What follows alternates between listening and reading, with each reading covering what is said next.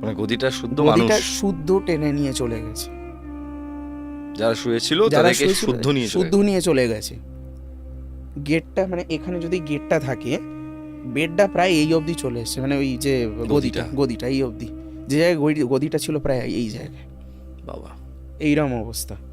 এবার মানে সবাই একটু ভয় পেয়ে যায়, তখন কলিজেটুকে ফোন করে যে দিল্লিতে গিয়েছিল, তো যে কি হলো এসব ঘটছে কেন?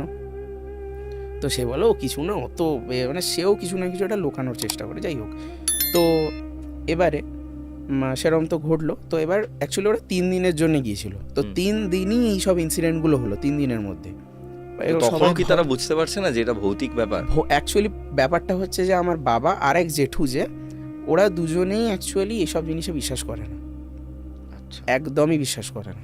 তো চোখের সামনে এত কিছু চোখের সামনে হচ্ছে। এত কিছু হলো, তার সবসময় একটা সায়েন্টিফিক্যাল লজিক খোঁজার চেষ্টা।